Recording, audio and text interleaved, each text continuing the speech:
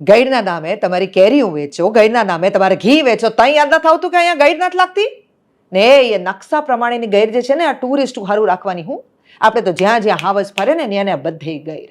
પછી એ ઘેડના દરિયે પૂગે, બૈડાના ડુંગરે કે ઠેઠ અમદાવાદની ભાગોળે. આપણે તો પાણાથી લઈને માણા સુધી હંધાઈ નીચે ત્યાં કરવાની. શું આ હાવજુ વધી ગયા એટલે બારો નીકળી ગયા, એ બધી વાતો છાપાની. સાચી વાત તો એ છે કે આપણે ગઈડની માલિકોર ઘૂસ્યા, તોય ગઈડના જીવ માતરે આપણી અમન્ય રાખી. એની જમીન જીમ જીમ દબાતી ગઈ, ઈમી અંદર જાતા ગયા. પછી હાવ જોઈએ કે જીવ માતર જાય ક્યાં? પછી આપણે એની અમન્ય હાવ ન રાખીએ ને તો એ આપણી અમન્ય ન રાખે. એની મોજ પ્રમાણે હાલે છે એને હાલવા તો દો.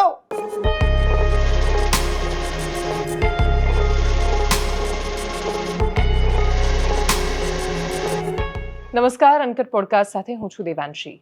એક એવો સમય આવે કે તમારો અવાજ તમારી ઓળખ બની જાય. એ ઓળખથી ઉપર પણ એ ચહેરો માત્ર શહેર પૂરતો સીમિત ન રહેતા ગામડાના એ દાદી પણ સાંભળીને એવું કહે કે નહીં નહીં, આ તો અસલ કાઠિયાવાડી બોલે છે.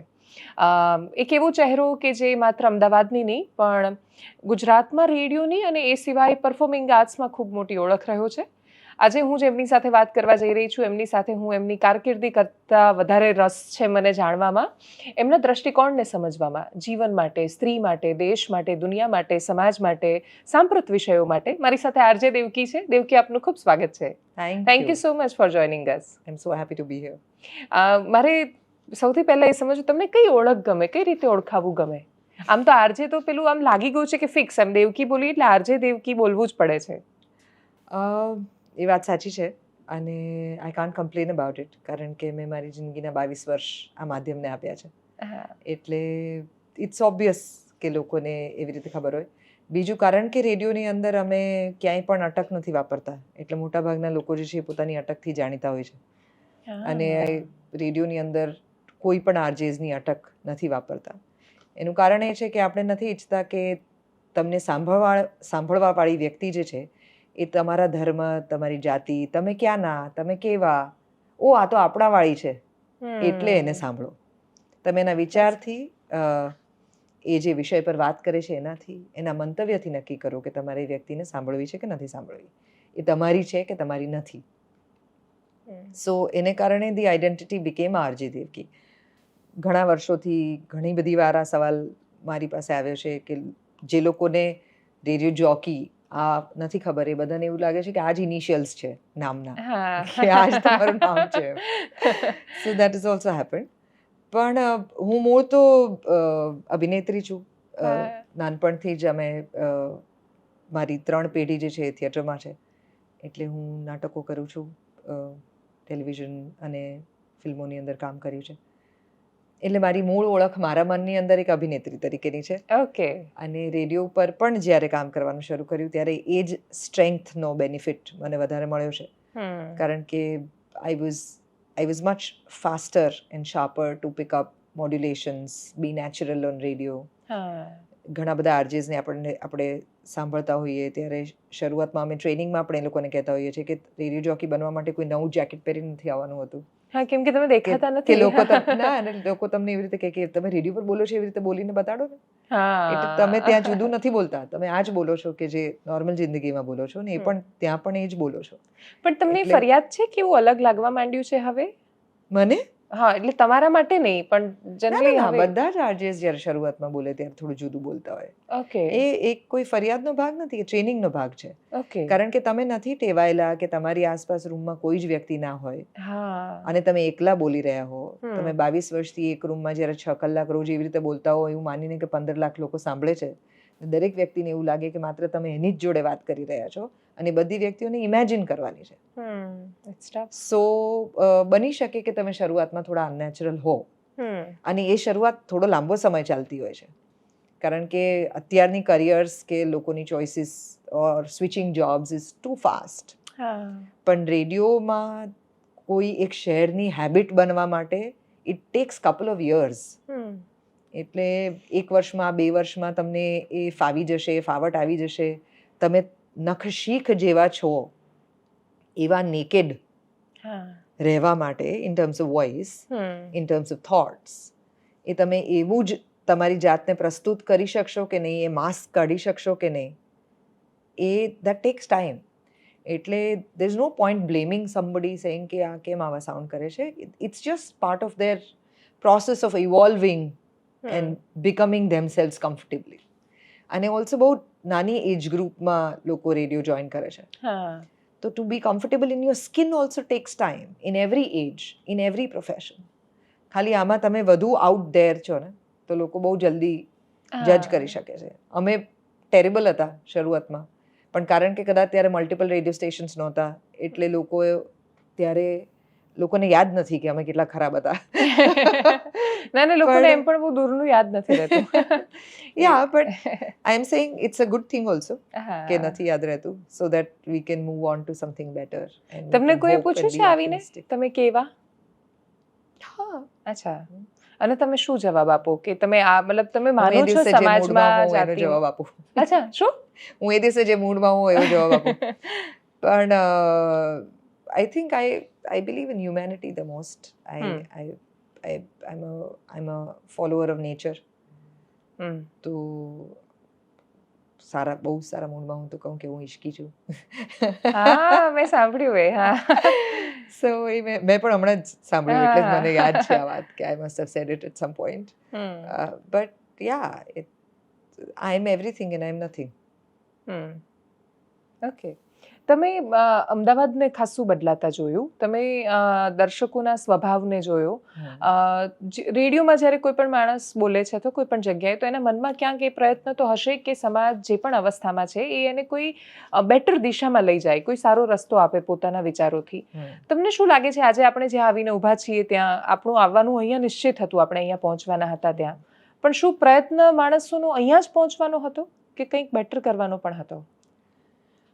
હું નથી માનતી કે લોકો પ્રચાર માધ્યમ ને પ્રસાર માધ્યમની અંદર 24/7 એ બાબતે કોન્શિયસ હોય છે કે એ લોકો સમાજને કોઈ દિશામાં લઈ જઈ રહ્યા છે. એ કોન્શિયસનેસ માટે તમને રાઈટ પ્રકારના પ્રોડ્યુસર્સ મળવા, રાઈટ પ્રકારના ડિરેક્ટર્સ મળવા, રાઈટ પ્રકારના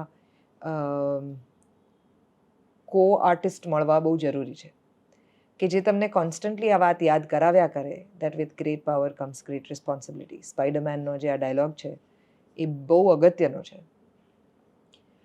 પણ તમારી પાસે આ જે પાવર છે એ ખાલી મજા માટે નથી, નશા માટે નથી, ઇન્ફ્લુઅન્સ કે એફ્લુઅન્સ માટે નથી, શો ઓફ માટે નથી, ગ્લેમશેમ માટે નથી. એનાથી પણ કંઈ વિશેષ છે. એના માટે થઈને તમારી આસપાસનું આખું વાતાવરણ સજ્જ હોવું જોઈએ આ રિમાઇન્ડર તરીકે. આઈ હેવ બીન લકી ઇનફ કે મારા અપબ્રિંગિંગની અંદર એ રહ્યું છે, કારણ કે અમે 3 પેઢીથી થિયેટર કરીએ છીએ. મારા ગ્રેન્ડફાધર એ ઇપ્ટાની સાથે હતા, ઇન્ડિયન પીપલ થિયેટર્સ એસોસિએશન. સો રવિન્દ્રનાથ ટેગોર, પૃથ્વીરાજ કપૂર, દીનાબેન, મારા નાના, આ બધા સાથે થિયેટર કરતા, ઇન્ડિપેન્ડન્સ અપાવવા માટે એ વખતે થિયેટર કરતા. So in our family art for art sake restricted નથી, આર્ટ ફોર સોસાયટી સેક એ બહુ ઇમ્પોર્ટન્ટ લર્નિંગ હતું. ને પછી બાળપણની અંદર જે પ્રકારના ઇન્ફ્લુઅન્સીસ ઘરની અંદર તમારે ત્યાં જે ગેસ્ટ આવતા હોય, ડાઇનિંગ ટેબલ પર તમારે ત્યાં જે પ્રકારની વાતો થતી હોય, પાછળ જે પ્રકારના પુસ્તકો તમે મૂક્યા છે એવી રીતે અમારે ત્યાં જે પુસ્તકો મુકાતા હોય, જે વાર્તાઓ તમને કહેવાતી હોય, જે કહેવતો તમને સમજાવાતી હોય, જે રેફરન્સીસ તમારી સાથે યુઝ થતા હોય, આ બધાથી તમારું ઘડતર થતું હોય છે. એટલે તમારા ઘરે જ્યારે પન્નાલાલ પટેલને, ઉમાશંકર જોશીને દર્શક આવતા હોય ગેસ્ટ તરીકે, અથવા તો ડાઇનિંગ ટેબલની ઉપર બજેટની કે આ મહિને ક્યાં કેટલા ખર્ચો થયો એને બદલે આ નિબંધનું વિવેચન સાંભળ્યું કે નહીં, કે આ કવિતા સાંભળી કે નહીં, કે બર્ટોલ્ટ બ્રેક્ટની વાત થતી હોય, કે સ્ટેનિસ્લાવસ્કીની વાત થતી હોય, કે બર્નાર્ડ શોની વાત થતી હોય, એનિમલ ફાર્મ અત્યારના પોલિટિક્સમાં કેટલું સાંપ્રત છે એની વાત થતી હોય, તો એ બધાને કારણે એક જવાબદારીની ભાવના બહુ પહેલેથી એક સિટીઝન તરીકે તમારી અંદર આવતી હોય. અમારા કુટુંબમાં બધી જ પ્રકારના ઇન્ફ્લુઅન્સ પોલિટિકલી પણ રહ્યા છે. એટલે એક કમ્યુનિસ્ટ બેકગ્રાઉન્ડ પણ રહ્યું છે અને ગાંધીયન બેકગ્રાઉન્ડ પણ રહ્યું છે. અને એક જ કુટુંબમાં બંને વિચારોને એક સરખું રિસ્પેક્ટ મળ્યું છે. એટલે મોકળાશ દરેક વ્યક્તિને પોતાના મંતવ્યની હોય એ નાનપણથી શીખ્યા છીએ અમે. એટલે એ મોકળાશની અંદર ઉછેર થયો છે. સો મને મને નથી ખબર કે દરેક પ્રચાર પ્રસાર માધ્યમમાં આવનારી વ્યક્તિને આ મોકો મળતો હોય છે આવા વાતાવરણનો. યસ. અને કારણ કે નથી મળ્યો તો પછી તમને પ્રોફેશનલી કે મિત્રોમાં કે એવી રીતે એવો મોકો મળે તો કદાચ એ થાય. જો એ ત્રણેય ન થયું હોય તો આઈ ડોન્ટ થિંક કે નેસેસરીલી તમે કોન્શિયસ રહો. કે તમારા ઈચ્છા બોલવાથી તમારી શું હોય, અસર ઇન્ટેન્ટ થશે. હોય, પણ રોજ જ તમને એની કોન્શિયસનેસ હોય એ અઘરું છે. Also because you are in the same business, you know કે ઇટ્સ લાઈક ફેક્ટરી, રાઈટ? કે એવરી ડે તમે કોન્ટેન્ટ ક્રિએટ કરવાના છો. તમે કોઈ એટીએમ નથી કે જેની અંદર વાત નાખો લોડ ને કરેલું વિચારો છે બહાર આવે, right? So it's a practice કે તમે પણ ઘણા વર્ષોથી હવે બોલીને શીખ્યા હશો કે ઝડપથી કેવી રીતે વિચાર આવે. તમારું પાછળનું જ્યારે તમે માઇકની સામે નથી કે કેમેરા સામે નથી, એ સમયમાં તમારું કેટલું વાંચન છે કે જે તમારો અત્યારનો વિચાર જે છે એને ઇન્ફ્લુઅન્સ કરી રહ્યું છે. એ વાંચન કેટલું બહોળું છે કે જેને કારણે આ વિચાર જે છે એ એક ઇન્ડિપેન્ડન્ટ વિચાર બને છે. એ એક ઇન્ટેન્ડેડ વિચાર બીજ કોકનામાંથી તમારી અંદર રોપાયેલું નથી. તમારી પોતાની કૂંપળ છે, તમારો પોતાનો વિકાસ છે. તો આ બધાની વચ્ચે હવે આપણે અત્યારે જ્યાં છીએ ત્યાં my father use to say that you are a generation that has maximum communications and means of learning, but almost nothing to communicate. because વિચાર તમારો પરિપક્વ થાય એટલો સમય લોકો વિચારને નથી આપી શકતા. હા, વાત સાચી છે. કેમ કે જલ્દી કહી દેવાનું છે, જલ્દી કહી દેવું છે, ઇવન કહી દેવાનું છે. સાંભળતા પહેલા આઈ નો ધીસ ની ઉતાવળ આવી જાય છે, અને ન આવી હોય તો ઇમિડિયેટલી લોકો તમને એ પણ કહેવા માંડશે કે અચ્છા, યુ ડોન્ટ નો ધીસ. હા, અથવા તો આ તો બહુ જૂનું થઈ ગયું. અચ્છા, તે ક્યારે જોયું? 2 કલાક પહેલા.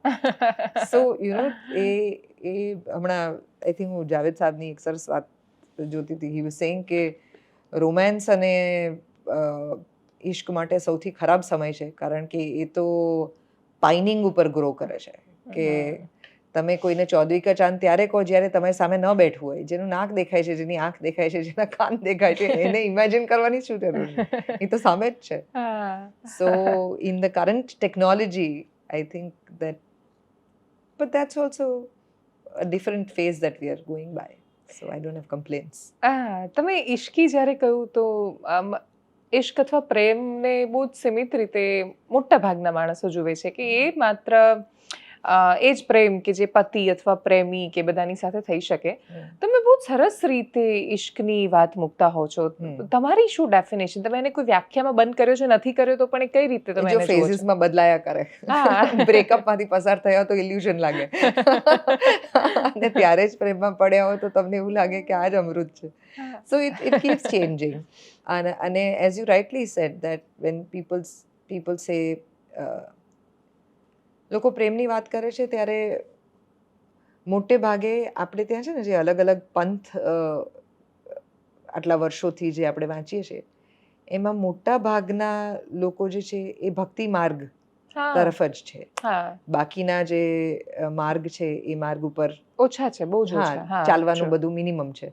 અને એટલે એ પણ ભારતીય પ્રથાઓ છે એવું, કારણ કે એનું એક્સપોઝર નથી એટલે એના વિશે ખબર નથી. એટલે આપણે 2 પ્રકારે જ એને જોઈ શકીએ છીએ. કાં તો ઈશ્વર માટે તમે જે કરો છો એ, અથવા તો તમારા પોતાના પાર્ટનર માટે જે કરો છો એ. પણ a very simple example, like અમે અકુપાર ભજવીએ છીએ, તો છેલ્લા 13-14 વર્ષથી અમે રિયાઝ કરી રહ્યા છીએ વાતનો કે કુદરત અને માનવની વચ્ચે એવું કયું બેલેન્સ હોઈ શકે કે જેને કારણે આ પૃથ્વી જે છે એ અકુપાર ટકી રહી છે. So then that's also love, no? Love for nature, love for the other, love for other life, love for things that are not yours, but respect for it, empathy for it. તો પ્રેમની અંદરથી કરુણા જન્મે છે, પ્રેમની અંદરથી સદભાવના જન્મે છે, પ્રેમની અંદરથી ફોરગિવનેસ જન્મે છે. તો એના ઘણા બધા રસ્તા છે. એટલે એને કોઈ એક રીતે ડિફાઇન કરવું ઇઝી નથી. તુષાર શુક્લ બહુ સરસ રીતે કહેતા હોય છે કે દરેક વ્યક્તિને એવું લાગે છે કે બસ મને રસ્તો મળી ગયો છે, પણ બધાને વિસ્તાર મળી જાય છે, રસ્તો મળી જાય છે, ગલી મળી જાય છે, પણ એક્ઝેક્ટ એ ઘર નથી મળતું. કે જેને તમે શોધી રહ્યા હતા. પ્રેમ કહી શકો, હા. Because it's a constantly evolving thought. Hmm. અને કારણ કે પામી નથી ગયા એટલે તો વી આર ઓલ મુસાફિર. Going ahead searching for something. તમે કુપારનો ઉલ્લેખ કર્યો, તમે બહુ જ સરસ રીતે એ વાતને, એ સંવાદોને રજૂ કરો છો. મેં ધ્રુવદાતાના ખાસા બધા પુસ્તકોને, એટલે ઓલમોસ્ટ બધા પુસ્તકોને જ્યારે વાંચ્યા છે ગુડ ત્યારે ચોઇસ. તમે એને ભજવો ત્યારે શું, એ ભજવતા પહેલા તમે ગીર ગયા હતા, તમે એ લોકોને મળ્યા, તમે કેવી રીતે એ વાતને ઉતારી પોતાની એ અંદર? છે ને, મારા નાના કે મારા ફાધર પણ નેશનલ સ્કૂલ ઓફ ડ્રામામાં ભણેલા. મારા નાનાએ ભારતનો સૌથી પહેલો થિયેટર કોર્સ ડિઝાઇન કરેલો, અને મારા મધર જે છે એ મારા નાના પાસે તૈયાર થયા છે. એટલે આ ત્રણેયના થિયેટર અપબ્રિંગિંગની અંદર એવું છે કે તમે કોઈ પણ નાટક ભજવવાના હો ત્યારે જે સંસ્કૃતિની તમે વાત કરી રહ્યા છો, એ જગ્યા, એ લોકો, એમનું રહેનસહેન, એનું પહેરવેશ, એનું ખાનપાન, એની બોલી, એના ગીતો, એની ગાળો, એની કહેવતો, એની વાર્તાઓ, લોકકથાઓ, આ બધું જ તમે ઇનફ રિસર્ચ કરીને રાખો, જેને કારણે તમે એને સેમ્પલ કરતા હો ત્યારે તમારું પોતીકું લાગે. તો માનવીની ભવાઈ મારા ફાધર જ્યારે 1987-88માં ભજવતા હતા ત્યારે અમે પન્નાલાલના ગામ ગયેલા, અને બહુ લાંબો સમય રઘુવીર ચૌધરીને પન્નાલાલભાઈએ અમને બહુ મોટું એક્સપોઝર આપેલું. એ વખતે નાટક માટે ત્યાંથી એમના ગામ માંડવીથી અમે જે હળ લઈને આવેલા, કે જે રથના પૈડા લઈને આવેલા, એ 20-20 વર્ષ સુધી અમારા ગાર્ડનમાં હતા. તો એ વખતે હું 5 કે 6 વર્ષની હઈશ. તો અત્યારે પણ અકુપાર જ્યારે અમે લોકો 2012માં બનાવતા હતા ત્યારે મમ્મી બધી જ આખી ટીમને નેસમાં લઈ ગયેલા રહેવા માટે, ફોરેસ્ટ ડિપાર્ટમેન્ટની પરમિશનથી. અને ધ્રુવ દાદા, કારણ કે એમણે 2 વર્ષ ત્યાં રિસર્ચ કર્યું એટલે એમની અને રેવતુભાને એ બધાની ઓળખાણથી અમને બહુ લાંબો એવો સમય, અમારી ટીમને, મને નહીં પણ અમારી આખી ટીમને એ સમય મળ્યો કે જેમાં એ લોકો એમની સાથે રહી શકે અને એમની પાસેથી ઘણું બધું એબ્સોર્બ કરી શકે. એટલે અકુપારમાં અત્યારે પણ જે સેટમાં જે અલગ અલગ વસ્તુઓ છે બધી ત્યાંની છે, કોસ્ટ્યુમ્સ ત્યાંના છે. અને કારણ કે અકુપારમાં ઘણા બધા પાત્રો પણ એવા છે કે જે અત્યારે પણ ત્યાં છે. Those are real people. એટલે એ લોકોની સાથે પણ વાતચીત કરવી જરૂરી હતી, કારણ કે તમે એમને ભજવવાના છો. અમે પહેલા 12 કે 15 શો જે છે એમની સામે કર્યા છે, કે જેમાં એ લોકોએ પોતાના ઘરવાળાઓને બોલાવીને કીધું કે જો પેલો એના જ નામે હોય, એટલે ધાનુ જે છે એ આવીને જુએ કે આ ગોપાલ ધાનુ ભજવે છે. તો when you are so close to them, ત્યારે you need to be very authentic about it. એટલે એ ટ્રેનિંગ જે છે અમારા દરેક નાટકનો ભાગ છે. સમુદ્ર મંથન હોય કે ધાડ હોય કે અકુપાર હોય કે આમાંના કોઈ પણ નાટકો હોય. મને એ મોકો એટલા માટે નહોતો મળ્યો કારણ કે હું ઓરિજિનલ કાસ્ટ નથી અકુપારની. કલ્પના ગાગડેકર used to be the original cast of the play. So she had been part of that research and she had gone there. હું નાટકમાં 2 વર્ષ પછી જોડાઈ છું. એટલે when Kalpana could not do it and we did not have anybody, so I was the replacement at that point of time. એટલે મારી પાસે જે આ બધા પાસે જે હોય એ અડોપ્ટ કરવા સિવાય બહુ રસ્તો નહોતો. પણ કારણ કે ત્યાં સુધીમાં નાટક પરિપક્વ થઈ ગયેલું, મેં જોયું હતું, ધ્રુવ દાદા અને એ લોકો હતા. અને મારા ફાધરની સાઈડથી we have a background of Saurashtra. એટલે હું અમદાવાદમાં જ રહી છું અને અહીંયા જ ઉછરી છું, પણ મેં બોલી નાનપણથી મારી આસપાસ સાંભળી છે. મામાને ત્યાં ગયા હોય, કાકાને ત્યાં ગયા હોય, વેકેશન્સની અંદર ફોઈને ત્યાં ગયા હોય, એવી રીતે. તો એને કારણે it was easy to pick it up. Actors આમ પણ ડાયલેક્ટ ઝડપથી પિકઅપ કરતા હોય છે. પણ એટલે મારી પાસે સાઉથ ગુજરાત અને સૌરાષ્ટ્ર આ બેનું એક એક્સ્ટ્રીમ ઇન્ફ્લુઅન્સ છે. So these two are easy for me. હજી આમ ઉત્તર ગુજરાતની પિકઅપ કરવી મારા માટે થોડી અઘરી છે, કારણ કે એનું એક્સપોઝર મારું ઓછું છે. ઓકે. તમે આ માનવીની ભવાઈને બધા વખતે ગામડાઓમાં ગયા હશો કે પછી એ કહાનીઓ, તમે વાર્તાઓ જ્યારે વાંચો અથવા એને પરફોર્મ કરો, તો ઘણા બધા નાટકોમાંથી એ અથવા તમે એ દ્રશ્યો જુઓ ત્યારે એ કરુણા શું કશુંક છે, છોડી જાય, રહી જાય, અંદર પ્રશ્નો કરે? જો તમારી અંદર રહી નથી જતું તો એ નાટક તમે કેમ ભજવો છો એ મને નથી ખબર. એટલે લોટ ઓફ કમર્શિયલ પ્લેઝ હું નથી કરી શકતી. એની પાછળનું કારણ એ જ છે કે આઈ એમ સ્કેર્ડ ઓફ ધોઝ કેરેક્ટર્સ, કે આ મારી અંદર રહી જશે તો ગડબડ કરશે. તો મારે એવા જ પાત્રો ભજવવા છે કે જેની પાસેથી કાં તો કંઈક તમે એવું લો કે જે 2 પ્રકારના લર્નિંગ્સ તમને પાત્રો પાસેથી હોય છે. એક કે તમારે આના જેવું બનવું છે, અને બીજું તમારે આ નથી કરવું. બરાબર? તો you can choose the character કે તમે શું રિપીટ કરવા માંગો છો. કારણ કે નાટક ફિલ્મની જેમ નથી કે તમે એકવાર ભજવ્યું ને એમાંથી પછી નીકળી જઈ શકશો. એક્ટ્રેસને ફિલ્મોમાંથી નીકળતા પણ ઘણો સમય લાગતો હોય છે. જે કે Manoj Bajpayee was saying this, અમે લોકો નેશનલ સ્કૂલ ડ્રામામાં ભજવવા ગયેલા ત્યારે એ પોતાના અલીગઢના અનુભવની વાત કરતા હતા. એમણે કીધું કે અલીગઢ એમણે ભજવ્યું એના પછી બહુ લાંબા સમય સુધી એમના બોડી લેંગ્વેજમાંથી એ નહોતું જતું. સો હી સેડ કે એ બહુ ડિફિકલ્ટ થઈ ગયેલું મારા માટે કે આ એફેમિનિટી મારામાંથી કેવી રીતે કાઢવી. ને એ વખતે એમણે કમલ હાસનનો ઇન્ટરવ્યૂ જોયેલો દશાવતાર પછી, અને Kamal Haasan had said that to bring that testosterone strength back in to my body language, એમણે બહુ હેવી વેઇટ લિફ્ટિંગ કર્યું હતું ને એને કારણે પાછું આવ્યું. હવે આ તો ખાલી શરીરની વાત છે, પણ જો ફિલ્મની અંદર આવું થઈ શકે તો નાટક તો તમે 6 મહિના સુધી રિહર્સ કરતા હો, અને પછી અમે 12 13 વર્ષ અમારા નાટકો ભજવીએ છીએ. એટલા વર્ષોથી અમારા નાટકો ચાલે છે. તો એ પાત્ર તમારી અંદર બહુ ઊંડી કંઈક છાપ છોડી જાય, કોઈ નવી સમજણ ઊભી કરે. જેટલી વાર તમે ભજવો એટલી વાર તમે કોઈ વિચાર તમારા મનની અંદર ઘૂંટો છો, અને પછી તમે એ બની અને એ ભજવો છો. આજે ભારત નાટ્યશાસ્ત્રની અંદર ભરત મુનિએ લખ્યું છે કે તમે જ્યારે મંચની ઉપર એન્ટર થાવ છો ને ત્યારે ગેટની ઉપર ત્યાં તમારો જન્મ થાય છે, બ્રહ્મા ઊભા છે તમને આ પાત્રની અંદર લઈ જવા માટે, અને તમે જ્યારે આ બાજુથી એક્ઝિટ કરો છો ત્યારે એ બાજુ યમરાજ ઊભા છે તમારી અંદરથી એ પાત્રને કાઢી લેવા માટે. અને દર વખતે તમે બ્રહ્માથી યમરાજ સુધી જર્ની કરો છો. If you actually believe in to that, then એ જર્નીની અંદર દર વખતે તમે એક પાત્રને તમારી અંદર એટલી જગ્યા આપો છો કે એ તમારું સમોવડિયું બને. તો you have to very consciously choose what you want to let in. એટલે યસ, દરેક પાત્ર તમારી અંદર કંઈ મૂકીને જતું હોય છે, તમારામાંથી ઘણું બધું લઈ પણ જતું હોય છે. So that also happens a lot of times. Sometimes good things go away, sometimes bad things go away. Like Dhaad જેવું નાટક મેં જ્યારે ભજવ્યું ત્યારે મારી સાથે કોઈ દિવસ ફિઝિકલ વાયલન્સ નથી થયું. મને કોઈ દિવસ કોઈ મારી નથી, નાનપણમાં ટપલી બી નથી મારી. અમારો એટલે ફેમિલી ઉછેર એ પ્રકારનો હતો કે જેમાં કોઈ બાળકો પર હાથ ન ઉપાડે. એમ એ તો બહુ ખરાબ કહેવાય એવા ઉછેરમાં હું ઉછરી છું. એટલે જ્યારે ધાડ જેવા નાટકની અંદર વિમેન એન્ડ વાયલન્સનું નાટક છે અને તમને ખૂબ માર પડવાનો છે, તો I was not ready for it, because I was like કે આ તો બહુ સ્ટ્રેસફુલ થઈ જશે. હું કેવી રીતે, how will I process it? And then you have to keep going through it again and again. What if you become that, you become that person કે જે હવે વાયલન્સ લેવા માટે તૈયાર થઈ કમ્ફર્ટેબલ થઈ ગયું છે? What if you become that person?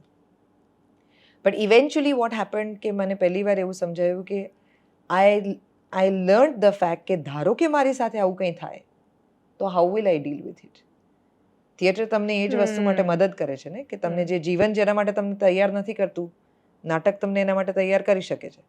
કે તમારી સાથે આ ઘટના બનવી રિયલ લાઈફમાં જરૂરી નથી, પણ નાટક તમને એના રિહર્સલ્સને કારણે એ પરિસ્થિતિમાં વારંવાર મૂકીને તમને સમય આપે છે કે તમે તમારું માઇન્ડસેટ કેવી રીતે બિલ્ડ કરો, કે તમારી સાથે જો રિયલ લાઈફની અંદર આ પરિસ્થિતિ બને તો તમે એની સાથે કેવી રીતે ડીલ કરશો. તો એ તમને સ્કૂલમાં તમે જ્યોગ્રાફી ને મેથ્સ ને હિસ્ટ્રી ભણો છો, પણ હૃદય તૂટી જાય તો એમાંથી કેવી રીતે બહાર નીકળવાનું, કોઈ હ્યુમિલિએશન આવે તો એનો સામનો કેવી રીતે કરવાનો, એકલતા આવે તો કોઈની મદદ કેવી રીતે માંગવાની, these things you don't learn in school. So how do you learn that? તો મારા માટે that has become my other schooling has been theatre then, કે એ તમને આ અનુભવો માટે તૈયાર કરી શકે. સ્કૂલમાં તમે સ્કૂલમાં કેટલું શીખી શક્યા અને લાઈફમાં કેટલું શીખી શક્યા જો તમારે એ કેલ્ક્યુલેટ કરવું હોય? Again I was very lucky. I think in this conversation I'll keep saying I'm very lucky. નહીં, હું તો એવું ફીલ પણ કરી રહી છું. અને જેને બાળપણમાં માર ન પડ્યો હોય બહુ ગજબ છે. મેં તો એવું કોઈ જોયું જ નથી. પહેલા છો તમે? Really? હા, મેં તો બધાને બહુ જ માર ખાતા જોયા છે. અચ્છા, ઓકે. ના, મારા માટે પેલું ઊંધું અનનેચરલ છે when I listen to that કે માર પડ્યો છે, મારતા હતા એમ. પણ હું સ્કૂલ શારદા મંદિરમાં ભણી છું, અને શારદા મંદિર એ મોન્ટેસરી સ્કૂલ હતી. એટલે અમે બહુ બધું શિક્ષણ જે છે એ અનુભવ જગતમાંથી તમારી શાળા પણ તમને ભણાવતી હોય એવી રીતે.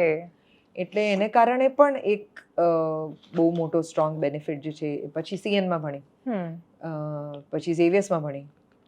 તો થ્રુઆઉટ એજ્યુકેશન વાઇઝ પણ હું એવી જ સંસ્થાઓમાં હતી કે જે બહુ જ કોન્શિયસ હોય ઓન અપબ્રિંગિંગ ઓફ ચિલ્ડ્રન. અને એને કારણે જેમ કે અમે 5મા ધોરણની અંદર આખો મેળાનો એક ફેસ્ટિવલ થયેલો સ્કૂલમાં.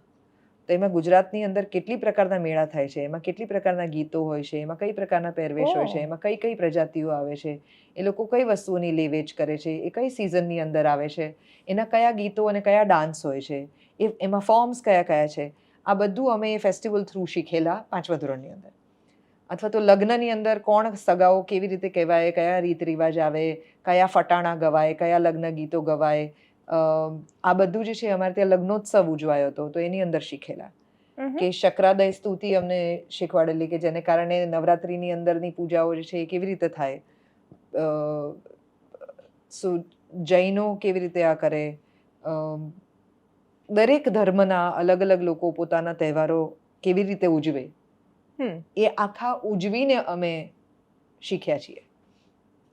તો એને કારણે મે બી આર લકી એમાં કોઈ સવાલ જ નથી. તમે ગામડા ફરી શક્યા છો? કેમ કે જે વિચાર બીજની વાત કરી બહુ ઇઝીલી, કારણ કે મારા મમ્મી છે ને એ દુનિયાના શ્રેષ્ઠતમ થિયેટર ટીચર્સ, ધારો કે સ્ટેનિસ્લાવસ્કી કહો કે બર્ટોલ્ટ બ્રેખ્ટ કહો, એવી રીતે ઓગસ્ટો બોલ એ બહુ જાણીતું નામ છે. અને ઓગસ્ટો બોલ એ થિયેટર ઓફ ધી ઓપ્રેસ્ડ એ એમની શોધ છે થિયેટરની અંદર. અને એ ફોર્મેટ એવું છે કે હું તમારી વચ્ચે આવીને, આપણા ભવાઈથી થોડુંક નજીકનું ફોર્મેટ છે કે તમારી પાસે આવીને તમારા જે મુદ્દાઓ છે એ મુદ્દાઓ ઉપર અમે નાટક ભજવીએ, એવું ભવાઈમાં થતું હતું. આમાં ફરક એ છે કે હું તમારા ગામમાં માની લો કે બહુ ડોમેસ્ટિક વાયલન્સ છે, હું તમારા ગામમાં આવીને ડોમેસ્ટિક વાયલન્સ વિશેનું નાટક ભજવું છું. અને જ્યાં ક્લાઇમેક્સ આવે છે ત્યાં હું નાટક અટકાવી દઉં છું અને પછી હું ઓડિયન્સને કહું છું કે આ પરિસ્થિતિની અંદર આ મહિલાએ શું કરવું જોઈએ, તમે કહો. અને એક પછી એક ઓડિયન્સમાંથી અલગ અલગ લોકો આવે, એ જાતે કહે, પછી તમે એને કહો કે તમે અમારા એક્ટરની સાથે આવીને ભજવો. પછી એ ભજવે. ધારો કે એમ કે એણે પોલીસમાં ફરિયાદ કરવી જોઈએ, તો અચ્છા તો પોલીસમાં ફરિયાદ કેવી રીતે કરવી જોઈએ, પોલીસ સ્ટેશનમાં શું કરવાનું, ચલો આપણે પોલીસ સ્ટેશન ભજવીએ, આ પોલીસ સ્ટેશન છે, આવો તમે, હવે મને કહો કે કેવી રીતે ફરિયાદ થાય. પછી એ કોઈક જગ્યાએ અટકે એટલે બીજી વ્યક્તિ આવીને એની અંદર એડિશન કરે, સો દેટ એક જ પ્રોબ્લેમનો ઓડિયન્સને સમજાય કે આ મને જે લાગતું હતું કે આનું આ એક સોલ્યુશન છે, એ સિવાય પણ આના 25 સોલ્યુશન્સ હોઈ શકે. સો મારા મમ્મી ઓગસ્ટો બોલ પાસે આ થિયેટર ઓફ ધી ઓપ્રેસ્ડ ભણ્યા. અને પછી એમને મકાર્થર ફેલોશિપ મળેલી, એટલે 2 વર્ષ એમણે એની પર કામ કર્યું. અને એમણે પોતાની જિંદગીના 20 વર્ષ ગુજરાતના અલગ અલગ ગામડાઓની અંદર થિયેટર ઓફ ધી ઓપ્રેસ્ડની પદ્ધતિથી અપલિફ્ટમેન્ટનું કામ કર્યું છે વિલેજીસમાં. એટલે હું એમની સાથે નાની હતી ત્યારે આ બધા ગામડાઓમાં ફરી છું. એટલે કેડે તેડીને મને લઈ જતા હોય ત્યારથી લઈને હું એમની સાથે થિયેટર વર્કશોપ કરી શકું એ એજ ગ્રુપ સુધીનો આખો સમય મેં અલગ અલગ ગામડાઓમાં કાઢ્યો છે. એટલે હું લીપણવાળા ઘરોમાં પણ રહી છું. એ ત્યારે થિયેટર વર્કશોપ કરતા હોય ત્યારે એ જ બધા બાળકો કે જેના મા બાપ કદાચ દેશી દારૂ બનાવતા હોય અને એના છોકરાઓ જે છે એ મારી સાથે કચરો વાળતા હોય, અમે ઝૂંપડી વાળતા હોઈએ. So my exposure to villages of Gujarat is very large. અને એને કારણે જ કદાચ એમની સાથે વાત કરવું મારા માટે અઘરું નથી, કારણ કે મારી પાસે એક્સપોઝર બહુ નાની એજથી છે. પછી લેટર એ એક્સપોઝર વિલેજીસથી લઈને that have expanded to jails also. કારણ કે મારા મમ્મી જશવંત ઠાકર મેમોરિયલ ફાઉન્ડેશન થકી સાબરમતી જેલની અંદર મહિલાઓ સાથે કામ કરતા હતા. તો એમાં કસ્તુરબાની કોટડીએથી નામનું એક મેગેઝિન ચલાવતા હતા કે જેમાં ત્યાંની જે સ્ત્રીઓ જે છે એ પોતાની આર્ટ એ મેગેઝિનની અંદર પ્રસ્તુત કરે. So she use to curate that magazine. એટલે રોજ સવારથી સાંજ સાબરમતી જેલ જાય, બધા ના મા બાપ ઓફિસ જાય, મારા મમ્મી જેલ જતા. તો ત્યાં જઈને એમની સાથે નાટકો ભજવ્યા હોય, એમની પાસે કવિતાઓ લખાવડાવી હોય, એમની પાસે ચિત્રો કરાવડાવ્યા હોય. બિકોઝ આપણી ભારતની જેલની જે પ્રથા છે એ એકમાત્ર આશ્રમ પ્રથા છે કે જ્યાં તમે લોકોને એટલા માટે મૂકો છો કે જેનાથી પરિવર્તન આવે, નોટ જસ્ટ દેટ તમને સજા મળે છે. It's a place for reform. અને so she has been part of that reform process. એટલે ત્યાં પણ તમને આવું ઘણું બધું મળે, કારણ કે ત્યાં પણ હું એમની સાથે ગઈ છું. અને તમે એ જે સ્ત્રીઓને મળ્યા હશો ઘણી બધી, એટલે તમે કહો ને કે તમારા માટે બહુ જ ગજબ છે એવા લોકોને જાણવું કે એણે માર ખાધો છે અથવા માર સહન કર્યો છે, પણ એવા લોકોને પણ મળતા હશો કે જેને આખી જિંદગી માર સહન કર્યો અને મારે એમનું કમ્ફર્ટ ઝોન થઈ ગયું, કે એમને કોઈ ફરક નથી પડતો એક લાફો પડે તો એ લોકો શું વિચારે છે? એમને મળ્યા પછી શું સમજાયું તમને? અને આવું ખાલી ફિઝિકલ મારની આપણે શું કામ વાત કરીએ છીએ? તમે કોઈ પણ કમર્શિયલ ગુજરાતી નાટક જોવા જાઓ કે જેની અંદર પત્ની જાડી છે ને સાસુ બાડી છે, આવી વાતો જ્યારે થતી હોય છે, ત્યારે ઓડિયન્સમાં બેઠેલી એ બધી જ પત્નીઓ જોર જોરથી હસતી જ હોય છે ને. They never think that this is an offense to me or to my mother or to my father or to my womanhood. આ બૈરા તો આવા જ હોય એવું જ્યારે બોલાય છે ત્યારે they never take it as an offense કે આ અમારા વિશે કેમ આવી રીતે વાત થાય છે. સો અને ગામડાઓની અંદર તો તમે સ્પેશિયલી ફિઝિકલ વાયલન્સ વાળી જે પણ જગ્યાએ જાઓ છો ને, ત્યારે તમે એના શેરી નાટકો, મમ્મી તો શેરી નાટકો પણ કરતા, અમદાવાદમાં પણ ફરી ફરીને થાળીને વેલણ લઈને અમે લોકો જતા. તો એ બહુ તમને બહુ ક્લિયરલી દેખાશે કે કોઈ પણ નાટકની અંદર જ્યારે કોઈ એક પાત્રને માર પડતો હોય ત્યારે first response of the entire audience is to laugh, because they don't know કે આ મારી સાથે જે થાય છે એ જ કોઈ બીજી વ્યક્તિ સાથે થાય છે ને મને આ નથી ગમી રહ્યું એવું હું બહાર કેવી રીતે બતાડું? So laughter is the best mask to say કે આની જોડે કેવું થાય છે, બિકોઝ યુ કેનોટ સે કે આ મારી બી જોડે થાય છે and I just cannot take it. It requires a different level of guts. આ પેલા દેડકા જેવી વાત છે કે તમે ગરમ પાણીમાં એટલો સમય, એટલે તમે હવે એટલો સમય ત્યાં રહ્યો છો કે હવે તમે કૂદીને બહાર નથી નીકળી શકતા. Those are the people who need people like you and I, no? પણ આના બે પર્સપેક્ટિવ પર હંમેશા બહુ ચર્ચા થાય છે કે ભાઈ દુનિયામાં દુઃખ ને સમસ્યાઓ ને બધું હંમેશા રહેવાનું છે. તમે આખો દિવસ દુઃખોની જ વાતો કર્યા કરશો, રોદણા રડ્યા કરશો, એની જ ચર્ચાઓ કર્યા કરશો, કે પછી જે છે એમ એને સ્વીકારીને હસવાનું આવરણ અથવા હસવું એને જ માનીને એના કમ્ફર્ટ ઝોનમાં આવીને એને સ્વીકારી લો તો તમે એમાંથી મુક્ત થઈ જશો. તો કોઈ માણસ તમને સતત મારી રહ્યું છે એ દુઃખનો સ્વીકાર કરવાની ક્યાં જરૂર છે? તમે એવા દુઃખનો સ્વીકાર કરો, માની લો કે કોઈનું અણધાર્યું મૃત્યુ થઈ ગયું જીવનની અંદર, એ તમે નથી બદલી શકવાના, બરાબર? અથવા તો તમારું બાળક જે છે એ ડિફરન્ટલી એબલ્ડ છે, એ તમે નથી બદલી શકવાના. તમને કોઈ માંદગી આવી જે અણધારી છે. બહુ બધા લોકો ટોબેકો કન્ઝ્યુમ કરતા હોય છે, કે એવા બધાને પણ તો કેન્સર થાય છે કે જે લોકોએ જિંદગીમાં આવું કંઈ નથી કર્યું, ગુપ્તાજી જેસી લાઈફ હો ગઈ છે. તો એ અણધાર્યું છે બધું, બરાબર? તો એ દુઃખ તો આવવાના જ છે. આ તો this is a man created problem. એટલે man, I don't mean gender, human created problem. તો એ દુઃખ લેવાની શું જરૂર છે? ત્યાં તો you can always get up and say that I don't deserve this. એને લાફ્ટરમાં કન્વર્ટ કરવાની કઈ જરૂર નથી. આઈ ડુ અન્ડરસ્ટેન્ડ દેટ કે તમે જીવનને લાઇટલી લઈ શકો છો, પણ હ્યુમિલિએટિંગલી લેવાની જરૂર નથી. આઈ એમ સેઇંગ દેટ હ્યુમરના અનેક પ્રકારો છે. આપણે ત્યાં પોપ્યુલર હ્યુમર એ હ્યુમિલિએશનનું હ્યુમર છે. કોઈકની મજાક ઉડાવવી એ આપણને કોઈકને ઉતારી પાડવું એ હ્યુમર, એ બધું પોપ્યુલર હ્યુમર છે. એનું રીઝન પણ બહુ ઓબ્વિયસ છે, કારણ કે ઇઝી છે. હ્યુમર બહુ જ અઘરું છે. જેટલા પણ હ્યુમરિસ્ટ જે કન્સિસ્ટન્ટલી લખતા હશે ને સારું લખતા હશે એમાં અથવા તો પરફોર્મર પણ, એક્ટર તરીકે પણ. આજે I have been acting for 35 years now. If you tell me there's a comedy play, I will freak out. I can do drama and I can do all the other things much easily. But to do humor is very difficult.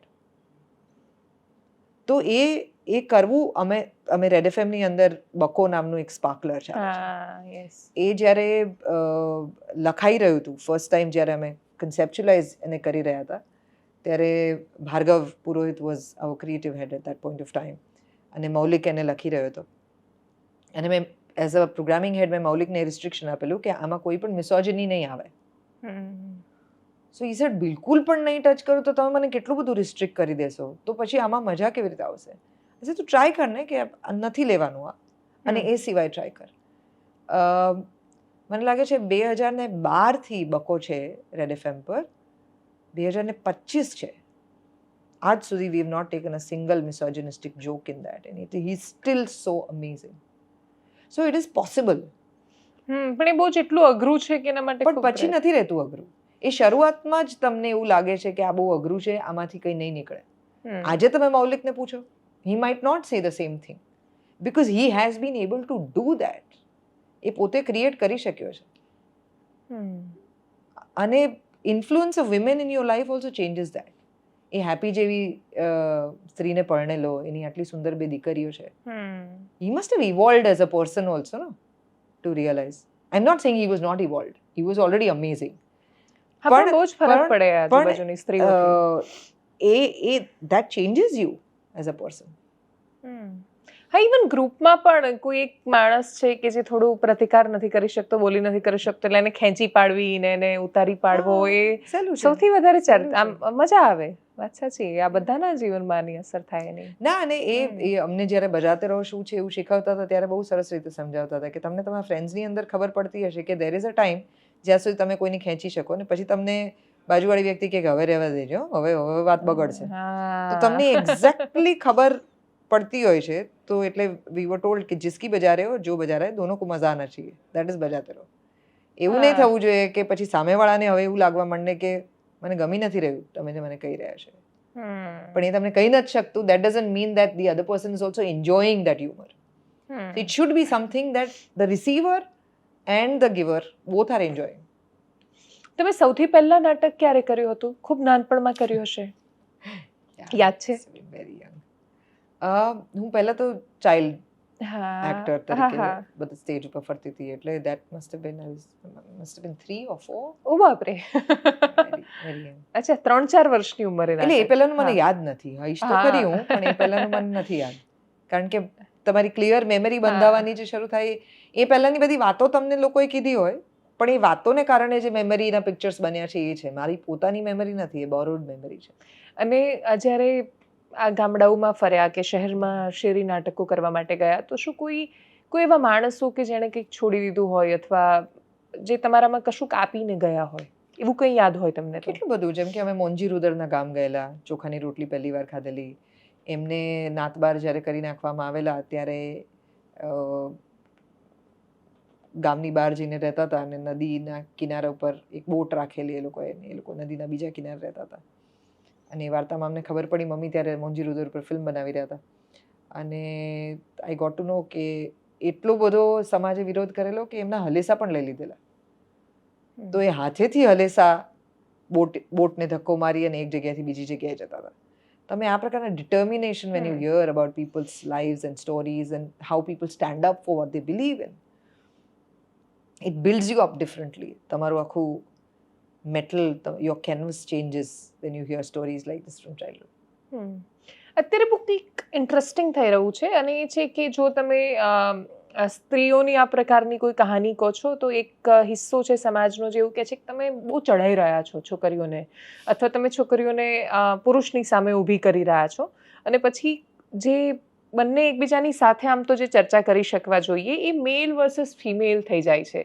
તમે politically જ્યારે આ પ્રકારની કોઈ story કહો છો અથવા સમાજની story કહી રહ્યા છો, ત્યારે એક તબક્કો એવું છે જેવું કહે છે કે તમે સમાજને અથવા એક સમુદાયને સરકારની સામે ઊભો કરી રહ્યા છો અથવા કોઈ એક વિચાર કે વિચારધારાની સામે ઊભો કરી રહ્યા છો. શું આ કહાની કહેતી વખતે અથવા વાત કરતી વખતે ક્યારેય એનો ઉદ્દેશ્ય એ સામસામે કરવાનું હોય છે, અથવા એ સમુદાય જે આવું વિચારે છે એને તમે કઈ રીતે જુઓ છો? મને લાગે છે જે સમુદાય વિચારે છે એ એવું માને જ છે કે તમે એની સામે છો, એટલે જ તો એને એમ છે કે તમે એને પુરુષની સામે ઊભી કરવા માંગો છો. તો so what is wrong with it? If there are two people who's now going to stand equally, what is wrong with it? હું તો when people tell me કે તમે ખાસ સ્ત્રીઓની જ વાતો કરો છો, મને નથી લાગતું કે હું ખાલી સ્ત્રીઓની જ વાતો કરું. હું જેનેરિક વાત કરું છું ને ત્યારે તમારું અટેન્શન નથી જતું એની પર, કારણ કે હું જેનેરિક વાત કરું છું ત્યારે તમે એવું માની જ લો છો કે આ બધી પુરુષો માટેની વાત છે, અને મારે સ્ત્રીઓ માટે સ્પેસિફિકલી જુદી વાત કરવાની એવું, તો જ એ સ્ત્રીઓની વાત થશે. What is feminism? આખી ડેફિનેશનમાં જ પ્રોબ્લેમ છે લોકોની અન્ડરસ્ટેન્ડિંગમાં. Right? Feminism is not about women. આ તો એ વર્ડ જ ખોટો ચૂઝ કર્યો છે ટુ એક્સપ્લેન દેટ થિંગ. એમાં ફેમિન આવે છે એટલે તમે માની લો છો કે આ સ્ત્રી લક્ષી વાત છે.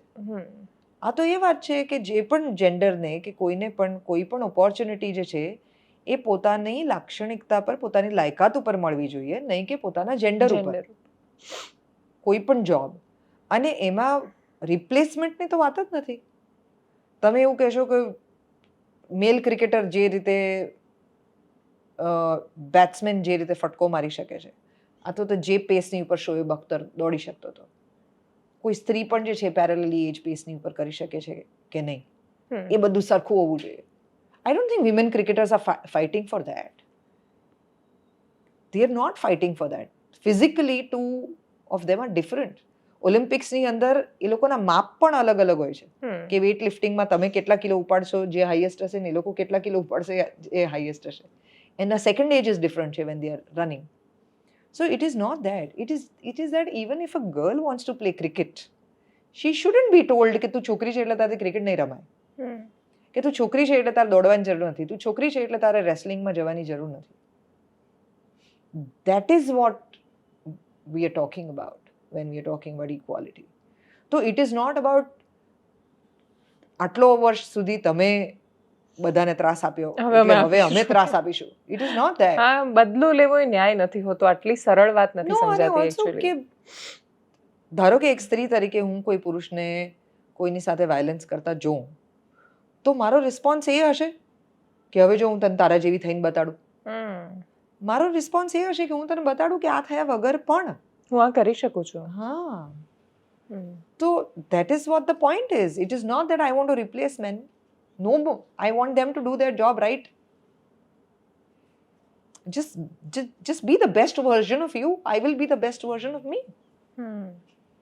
Do you believe in marriage? લગ્નમાં ભરોસો છે? Oh, very much. Very much. I would be scared when people don't believe in it. હા, એટલે એવું થઈ રહ્યું છે, એટલે જ મારો આ પ્રશ્ન છે કે એક ખુલ્લા વિચાર કે સ્વતંત્ર સ્ત્રીની એક વ્યાખ્યા એ પણ થઈ રહી છે કે એ લગ્નમાં ભરોસો નથી કરતી અથવા એને લગ્નથી ડર લાગે છે. એમાં પણ એ છોકરીઓ, મતલબ હું જેટલા લોકોને ઓળખું છું એ લોકો સીધી રીતે જવાબદાર નથી, પણ એ લોકો જ્યારે એ પ્રકારનો વ્યવહાર, સામાજિક વાતાવરણ એ બધું જુએ છે ત્યારે એ પૂછે છે કે ભાઈ મને પૈસા માટે કે મારી કોઈ બીજી ફિઝિકલ નીડ માટે કે કોઈ પણ વાત માટે જો મને જરૂર નથી લગ્નની તો હું શું કામ કરીશ? પણ લગ્ન એના માટે છે જ નહીં. એટલે that's the whole point, right? કે અત્યારના સમયમાં લગ્ન એના માટે નથી. ધેર વોઝ અ ટાઈમ કે જ્યારે સ્ત્રીઓ પાસે પોતાનું ફાઇનાન્શિયલ ઇન્ડિપેન્ડન્સ નહોતું, કે જ્યારે એમની પાસે પોતાની આઈડેન્ટિટી નહોતી, તો husband was the identity, family was the identity, children were the identity. મને યાદ છે કે મારા બા 80 વર્ષના થયા ત્યાં સુધી અમારે ત્યાં રસોડું સંભાળતા હતા. પછી at some point we had to really convince her કે હવે બહુ થયું, you can really sit back. એમને જેવું એ સિટ બેક વાળું આવ્યું ને, she died in very few years. કારણ કે એ જ એમની આઈડેન્ટિટી, એ જ એમનું સામ્રાજ્ય હતું. નાઉ આઈ એમ ટોકિંગ અબાઉટ સમબડી કે જે આપણે 100 વર્ષ પહેલાની વાત કરી રહ્યા છીએ, એમના જન્મની, એમનું અપબ્રિંગિંગ, રાઈટ? અત્યારનો સમય એવો નથી. But I don't want to marry so that somebody can give me financial support. Actually આજના સમયમાં પતિ પત્નીએ બંને એકબીજાને ફાઇનાન્શિયલ સપોર્ટ આપવો પડે તો જ ઘર ચાલે એવી પરિસ્થિતિ આવી જ ગઈ છે. એટલે એમાં એ મને આપશે તો મને એનો કંઈ વાંધો નથી, પ્લીઝ આપો. I've been paying my bills alone. Somebody else should also participate. So I'm more than happy. That is not the problem. અને મને એવું પણ નથી કે હું તારા પૈસા નહીં લાવું, હું તારું આમ નહીં લાવું. ના, હું તારું બધું લઈશ, લેતો આવતું તારે જે લેતો આવવું હોય. પણ I think the idea is કે તમે એવી કોઈ વ્યક્તિ સાથે જીવન જીવી શકો કે જેની સાથે તમને બધું શેર કરવાની મજા આવે. When you grow together, somebody who challenges you, who gives you. જે વાતાવરણ મને અપબ્રિંગિંગ વખતે મળ્યું છે એ વાતાવરણ હું અહીંથી પણ આગળ જ્યારે લાઈફમાં ગ્રો થઈ રહી હોઉં ત્યારે મને આપી શકે ને હું કોઈ બીજાને આપી શકું. અમે બંને એકબીજાને સાથે the better version of us બનવામાં મદદ કરીએ અને may be together we can come up with a beautiful child કે જે which would be another beautiful contribution to the world. તમે તમારાથી પૂરતો પ્રયત્ન કરો, પછી તો જે છે તે એની જિંદગી છે. પણ if you will not, who will? પણ એકચ્યુઅલી છોકરીઓને હવે આમ બીજા ઘરે જતા, પોતાનું ઘર છોડતા બધું કરતા બહુ જ આમ ડિસ્કમ્ફર્ટ ફીલ થઈ રહ્યું છે. મને તો આઈ નો સો મેની ગર્લ્સ કે જે મેરેજ મારી બધી ફ્રેન્ડ્સ તો બહુ હેપી છે. ના એટલે હું તો બહુ ખુશ છું. આઈ એમ મેરી, આઈ એમ સો હેપી, અને હું તો પ્રમોટ કરું છું મેરેજ કરવા જોઈએ ને. યા, પણ એટલે I think it is also that કે તમારી આસપાસના જે કપલ્સ છે, હા, એ લોકોનું જીવન કેવું છે, એ લોકો હેરાન થઈ રહ્યા છે કે ખુશ છે. જેમ કે હમણાં મારી બેસ્ટ ફ્રેન્ડ છે, એની 10th વેડિંગ એનિવર્સરી હતી, તો મારા બીજા એક ફ્રેન્ડ સાથે હું શેર કરતી હતી કે આ લોકોની 10th વેડિંગ એનિવર્સરી છે. તો એણે મને તરત પૂછ્યું કે મને કે માંડ ગયા. તો મેં કીધું ના, એ લોકો 15 વર્ષથી ડેટ કરતા હતા, પછી 10 વર્ષના લગ્ન ગયા, એટલે 25 વર્ષ ગયા. અને મેં કીધું 10th એનિવર્સરી હતી, તો એનો હસબન્ડ કે 10માં શું આટલી બધી ખુશ થાય છે, તો આપણે કેટલા બધા કાઢવાના છે. So they are like that. એટલે તમારી આસપાસ શું ઇન્ફ્લુઅન્સ છે of marriage, of couples, of relationships, એ તમારી એની અંદરની ફેથ જે છે એ ઊભી કરે છે. તમારા મા બાપ કેવું જીવન જીવ્યા છે, એમણે એકબીજાને કેવો સાથ આપ્યો છે, તમારી આસપાસના કાકા કાકી, મામા મામી, માસી ફોઈ, તમે જોઈન્ટ ફેમિલીમાં રહ્યા છો કે સોલો ન્યુક્લિયર ફેમિલીઝની અંદર રહ્યા છો, એ તમારી ડેટિંગ હેબિટ્સ કેવી રહી છે. Do you believe in monogamy? તો there are a lot of things like that. એટલે જે માણસ એક જોબને કમિટ નથી કરી શકતું, તે લાઈફ પાર્ટનરને કેવી રીતે કમિટ કરશે? હ્યુમન સોસાયટી મોનોગમી છે, શું માનો છો તમે? તમારો ઓપિનિયન શું કે છે આ વિષય પર? એટલે do I believe that humans were meant to be monogamist? Is that what you are asking? નહીં, પણ જનરલ આજુબાજુ તમે જે જોઈ રહ્યા છો એ જોતા. હા, મોસ્ટલી ના, કારણ કે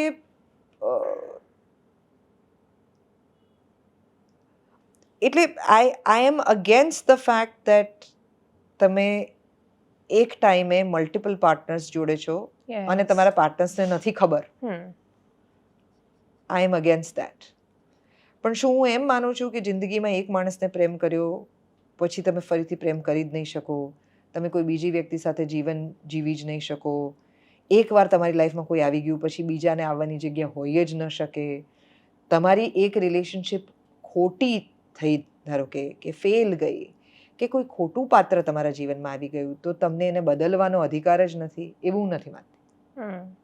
સો I do believe that it takes a while to find just the right person for you. It is not so easy. You don't wake up and violins play and you find somebody. એટલે poetry, ફિલ્મો, પુસ્તકોએ, જબ વી mat જેવી ફિલ્મોએ, DDLJ, આપણા બધાની અંદર એવી impression બાંધી છે કે મેં બડીઓ કી શાદી કરના ચાહતી હું, ઓર you know, that becomes the purpose of your life. But before you find the purpose, if you find the lover, then lover will become the purpose. So then that's a concern for anybody. I'm not just saying for women, for men and women both. એટલે તમે, it's strange, you know, the hormones come at a play at an age where ideally you are not prepared mentally, પણ તમને કશું ખબર અને નથી, તમે તમારી આઈડેન્ટિટી વિશે ક્લિયર નથી, then the hormones become your identity at that point. પણ આપણે ઇનફ વાત હોર્મોન્સ વિશે કરતા નથી આપણા ફેમિલીની અંદર. 16 બરસની બાલી ઉંમર કો સલામ. પ્યુબર્ટી વિશે વાત નથી કરતા. એટલે એની સાથે શું શું બદલાવ આવશે, એમાં આજે થઈ રહ્યું છે, કેમ થઈ રહ્યું છે, અને એ ધારો કે થાય તો આ કેટલું બધું ખરાબ વિચારે છે, આની કેટલી હલકી માનસિકતા છે. Either family will treat it like that, or the family will say, "Are jalsa kar, maja karo zindagi ni andar." So that right balance of education about your body, changes, needs, attractions, એ જો enough થાય તો this will not become complication. But I also believe કે understanding that who is a right partner, ma physicality plays as bigger role as the chemistry plays the role. So many marriages break because they are physically not compatible.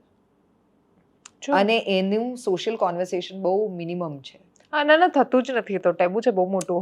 તો પણ એ once you marry, ધારો કે if that is how you have found your partner for the first time, તો that's when you realise if it has worked well, તો તમને એમ થશે કે thank God. બાકી આખી જિંદગી તમે કેવી રીતે આમાં જીવત? કારણ કે physical need is also a very dire need of any relationship survival. એટલે 140 કરોડના દેશને આ વાત કરતા કેમ શરમ આવે છે તે આખો વિચાર મને નથી સમજાતું, કારણ કે દુનિયાનો સૌથી વધુ પોપ્યુલેટેડ દેશ છીએ આપણે. એટલે વાત આપણને તો કરવામાં શરમ ન જ આવવી જોઈએ આ વિશે વાત કરતા. ટ્રુ. છેલ્લો પ્રશ્ન મારો, પોલિટિક્સ માટે ઘણા બધા લોકો, મેં જ્યારે હું જોઈ રહી હતી તમારી પ્રોફાઇલ, ઘણા બધા લોકો પોતાની જાતે એવા અઝમ્પશન લગાવતા હોય છે કે આ તો આ પાર્ટીને ફેવર કરે છે, અથવા આ ચોક્કસ વિચારધારાને માને છે, અથવા આ તો આવું જ બોલશે, એ પ્રકારના પણ ઘણા બધા પૂર્વાગ્રહો હોય છે. ખાસા વર્ષો સુધી સાંભળ્યા પછી કાં તો એ લોકો એ સંપૂર્ણ નહીં સાંભળ્યા હોય એવું પણ બની શકે. તો તમને ક્યારે એવો વિચાર આવ્યો છે કે જે તમે આર્ટના માધ્યમથી બદલાવ કરવા માંગો છો એ તમે રાજનીતિના માધ્યમથી પણ બદલી શકો છો? ના, મને નથી આવ્યો એવો વિચાર. I am a standing politician, I don't need a seat. This is a borrowed statement of Kamala Hassan before he joined politics. પણ I very strongly believe કે તમે જ્યારે કોઈ પાર્ટી સાથે નથી ત્યારે તમે લોકો સાથે છો. અને I want to stay in that space. મને એવું લાગે છે કે તમે કોઈ પણ પોલિટિકલ પાર્ટી સાથે જ્યારે જોડાઈ જાઓ છો ત્યારે તમે એમના પછી તમે એના સારા સાથે જોડાવ છો, પણ તમે એના ખરાબ સાથે પણ જોડાઈ રહ્યા છો. અને તમારે પછી એનો ઢાંક પીછોડો દરેક રીતે કરવાનો આવશે જ. અને there is no party that will allow you to say કે અમારામાં ખામી છે, that we are wrong and we shouldn't have done this. And have you ever been invited? Oh yeah, many a times. Okay. હું 2008 થી અલગ અલગ political પાર્ટીઝમાંથી લોકોએ આવીને કીધું હોય કે અમારે ટિકિટ આપવી છે, એવો અનુભવ કરતી આવી છું. Okay. પણ મને નથી જોઈતી. અને નથી જોઈતી એની પાછળનું કારણ એ જ છે કે મને એવું લાગે છે કે સ્વતંત્ર મંતવ્યને દબાવી દેવાનો એ સૌથી સહેલો રસ્તો છે. એ કાચલામાં ઢંકાઈ એમને આપણા કરી લો, જેને કારણે એ કંઈ ના કહી શકે. અને મારે I prefer my freedom to say what I want to say. And I'm generally not, I'm a very strong believer that I'm not against a party, I'm pro people. So there's a difference between the two, and somehow આપણે એ difference ભૂલી ગયા છીએ. If I'm against A, that doesn't necessarily mean that I'm B. supporting B. હા, very true. Because કોઈલા MCQ થોડા જ ABCD માંથી click. હા, તો એ તમને પણ જે વ્યક્તિ કહે છે કે આ તો આ જ પાર્ટીમાં જશે, એ એકચ્યુઅલી તમને એની કોમેન્ટ વાંચીને ખબર પડે છે કે એની પોલિટિકલ માનસિકતા શું છે. કારણ કે એને એવું લાગે છે કે આ મારી માનસિકતાથી અલગ છે, એટલે હું એને અત્યારે ગાળ દઉં છું, અને આ પોલિટિકલ માનસિકતા તરફ જવા માંગે છે. મારી પાસે ઇનફ એન્ડ મોર ઓપોર્ચ્યુનિટીઝ રહી છે આ ખેડાણ કરવાની, ને હું બહુ ક્લિયર છું કે મારે ખેડાણ નથી કરવું. I know that there is a lot more power when you are in that space to bring change. જે એક આર્ટિસ્ટ તરીકે કદાચ તમારી પાસે એટલો મોટો નથી, કારણ કે લોકો આર્ટને એટલી સિરિયસલી લેતા નથી. આર્ટ માટે લોકો પૈસા આપવા બી તૈયાર નથી. બરાબર? મફત ટિકિટ આપતા હોય તો તમે શાહરૂખ ખાનને ક્યારે એવું નથી કીધું કે મફત ટિકિટ આપ તારું પિક્ચર જોવા આવીએ. પણ તમે દેવકીને ઓળખતા હો તો તમે એને ચોક્કસ એવું કહેશો કે મફત ટિકિટ આપ તારું નાટક જોવા આવીએ. So that is a very common thing. પણ પીપલ હેવ ફોરગોટન કે કોવિડની અંદર આટલા બધા ખરાબ સમયમાં આખી દુનિયા આર્ટ ઉપર જ સર્વાઈવ કરી ગઈ. હા, વેરી ટ્રુ. નેટફ્લિક્સ હોટસ્ટાર ના હોત તો શું થતું? હું ઘણીવાર વિચારું છું. ડિપ્રેશન આવી જતું. આ તો તમે તો એવા પ્રચાર માધ્યમની વાત કરો છો કે જે કોઈ બીજાએ સર્જ્યું છે. પણ ધારો કે મારી બાલ્કનીમાંથી સામેવાળી બાલ્કની સાથે હું અંતાક્ષરી રમું. હા, વેરી ટ્રુ. અથવા તો હાઉઝી જેવી ગેમ્સ જે છે એ લોકો જ્યારે રમતા હતા, ધીસ ઇઝ ઓલ આર્ટ. આ બધું જે છે એ કોઈને કોઈ કલાનો ભાગ છે. એ રમતોનું ક્રિએશન હોય કે અંતાક્ષરીનું ક્રિએશન હોય કે લોકો એકબીજાને વાર્તાઓ કહેતા હોય કે ઘરની અંદર મા બાપ બાળકો સાથે વધુ સમય વિતાવવા માંડ્યા હોય તો જે અપબ્રિંગિંગમાં કરતા હોય, તો આ બધામાં ક્યાંક ને ક્યાંક આર્ટ જવાબદાર રહી છે. લોકોએ ચિત્રો કર્યા છે ને ક્રાફ્ટ કર્યું છે ને ઘરની અંદર રસોઈ કરી છે હા, બહુ આટલા બધા ક્રિએટિવ લોકોએ. થઈ ગયા હતા બધા. પેલી કોફી કઈ હું ભૂલી ગઈ, અરે દાલ્ગોના. ડાલ્ગોના. બહુ જ ક્રિએટિવ થઈ ગયા હતા કોવિડમાં. મતલબ માણસને પોતાની સ્પેસ મળે તો ઘણું બધું કરી શકે છે. Absolutely. અને મને યાદ છે ને અમે લોકોને શીખવતા હતા હોટેલની અંદર તમે પેલું કોઈ હોટેલની અંદર રહેવા જાઓ તો પેલા ટોવેલ્સમાંથી હંસ કેવી રીતે બનાવાય ને all that. So lot of stuff we learnt and we were teaching other people. તો એટલે પણ એ આર્ટ તમારી માનસિકતા હંમેશ માટે બદલી નાખે છે એવું જો હોત તો પછી આપણે આવા ન થઈ ગયા હોત પાછા. તો તમારા રામાયણ ને મહાભારતે તમને કળિયુગ સુધી જવા જ ન દીધા હોત. એ એટલા મોટા એપિક્સ ભારતની પાસે છે કે એની અંદર તમારી પાસે દરેક શિક્ષણ છે કે શું ન કરવું. તો તમે દ્રૌપદીના ચીરહરણમાંથી શીખી ગયા હોત અત્યારે ભારતમાં કોઈ રેપ ના થતા હોત, કે સીતાના હરણમાંથી શીખી ગયા હોત ભારતની અંદર કોઈ પણ એબડક્શન ના થતા હોત, રાઈટ? અથવા તો કોઈ ભાઈ ભાઈ વચ્ચે વેર ના થતા હોત. એટલે we are not learning from art somehow. I am not હું નિરાશ પેસિમિસ્ટિક નથી, પણ હું ઓવર એસ્ટિમેટ નથી કરતી આર્ટને કે આ જ જીવન બદલી નાખશે. મને એવું લાગે છે કે એની બહુ ધીમી અસર છે અને એ તમારું હૈયાધારણ કે સધિયારો છે. જ્યારે દિલ તૂટે ત્યારે કવિતાની જ જરૂર પડે છે. તો તમારી આંખોને સારું લાગે છે જ્યારે તમે મંદિરની અંદર પેલી કલાકૃતિઓ જુઓ છો ત્યારે. તમારી મૂર્તિ કેટલી મનમોહક છે એનાથી તમારી ઈશ્વરની અંદરની શ્રદ્ધા જે છે ને એ વધુ મજબૂત બને છે. તમે લાલાને જ્યારે વાઘા પહેરાવો છો ને ત્યારે તમારી અંદરનું માતૃત્વ જે છે ને એ બહાર આવે છે. તો આર્ટના એક્સપ્રેશન આપણી પાસે બહુ બધા છે અને એ જીવન સાથે અનેક રીતે સંકળાયેલું છે. એ તમારું પોલિટિક્સ બદલી શકે છે કે નહીં એના વિશે મંતવ્યો બધાના અલગ અલગ હોઈ શકે, પણ એનું કોઈ જ દાયિત્વ નથી અથવા તો એની કોઈ ઇમ્પેક્ટ નથી એવું નથી. તમે જ્યારે સધિયારો આપવાની વાત કરી ત્યારે હું એ વિચારતી હતી, વાત સાચી છે કે મૂર્તિ જેટલી આકર્ષક હોય અથવા જે રીતે બનાવેલું હોય, વાતાવરણ એમ્બિયન્સ જે રીતે ઊભું કર્યું છે, મ્યુઝિક કયું વાગી રહ્યું છે, બાજુમાંથી પવન કેવી રીતે આવી રહ્યો છે, બધું જ માણસના મન પર બહુ મોટી અસર કરે છે. શ્રદ્ધા પછી ત્યાંથી બહુ ચર્ચાનો વિષય આવે છે. તમને શ્રદ્ધા છે ઈશ્વરમાં કે પછી બીજી કોઈ પણ રીતે ક્યાંય પણ? મને શ્રદ્ધા છે. અકુપારની અંદર એક બહુ સરસ સીન છે કે જેની અંદર બે સ્ત્રીઓ રેલવે સ્ટેશનની ઉપર રેલવેના પાટાની પાસે આવીને ઊભી રહે છે બાળક લઈને. તો ટ્રેનનો એન્જિનવાળો જે છે એ ટ્રેન રોકે છે, નીચે ઉતરીને પેલી બહેનોને પૂછે છે કે શું છે અહીંયા? તો કહે છે કે ના બસ માનતા છે કે મારો છોકરો જે છે ને એ ચાલતો નહોતો અને પછી એટલે હું રોજ અહીંયા એને ટ્રેન બતાડવા માટે લઈને આવતી હતી. તો મારો છોકરો જે છે ને તારી ટ્રેનને ચાલતી જોઈ અને ચાલતો થઈ ગયો. એટલે ધ્રુવ દાદાએ જે પાત્ર ઊભું કર્યું છે નાયક, એ હસે છે ને એને કહે છે કે તું ગાંડી છું કે આવું હોય કોઈ દિવસ કે ટ્રેનને જોઈને છોકરો ચાલતો થઈ જાય? તો કે આ તો લોઢાનું યંત્ર છે, આ કોઈ દેવી દેવતા નથી, લોઢાનું યંત્ર છે, એનાથી કેવી રીતે કોઈ ચાલતું થઈ જાય?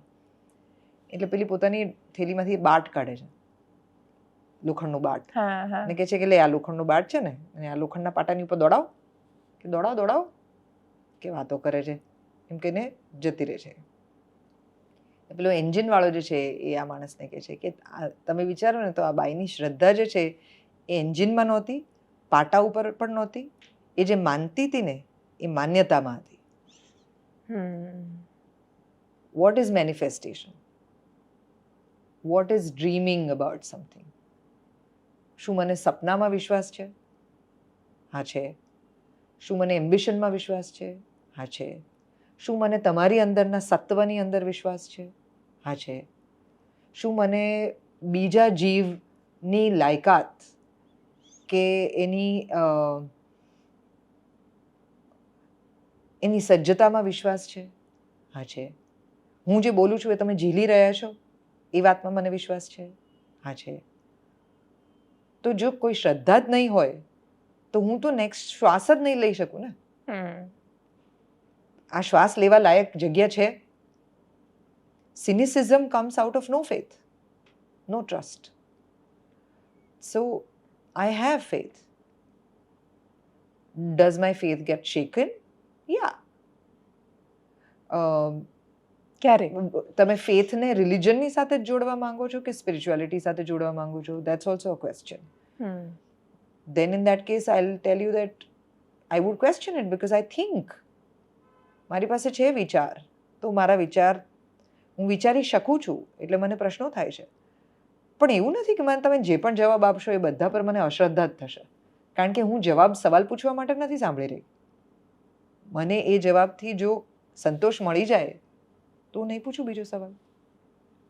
પણ જ્યાં સુધી મારી ભૂખ છે કંઈક નવું જાણવાની, કંઈક નવું સમજવાની, એટલે જ્યાં સુધી પૃથ્વી ગોળ છે એવી નહોતી ખબર ત્યાં સુધી બધાને શ્રદ્ધા હતી જ કે પૃથ્વી ફ્લેટ છે, ચોરસ છે. બરાબર? એટલે જ્યાં સુધી તમને નથી ખબર ત્યાં સુધી તમે શ્રદ્ધાનો જ સહારો લેવાના છો ને. પછી ઇવેન્ચ્યુઅલી તમને ખબર પડશે તો એ બિલીફ બની જશે, પછી એ પાછું ચેન્જ થશે. પણ હું ધર્મની એ સંકુચિત માનસિકતામાં નથી માનતી કે દરેક ધર્મ જે છે એ અલગ અલગ છે.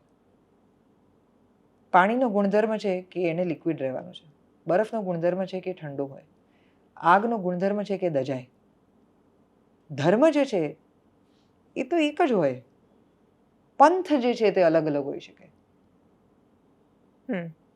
હું એને આ રીતે જોઉં છું, તમે એને આ રીતે જુઓ છો, ધીઝ આર પર્સપેક્ટિવ્સ.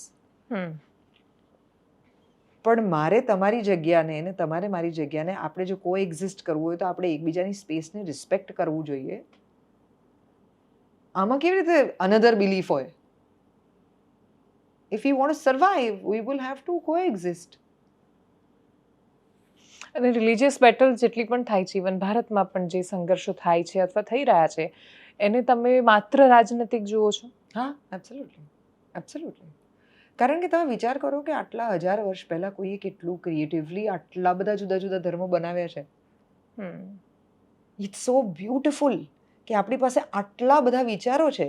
આપણે કોઈ એક જ માન્યતાને નથી માનીને ચાલતા. તારી પણ એક માન્યતા છે, મારી પણ એક માન્યતા છે, અને આપણા બંનેની માન્યતા એક જ ડાઇનિંગ ટેબલ ઉપર બેસીને એક સાથે જમીને ઉછરી શકે છે. This is so wonderful. આપણી તો સૌથી મોટી સ્ટ્રેન્થ છે આ. હવે તમે the moment you going to say that secular છે એટલે આ particular party, this is not about that.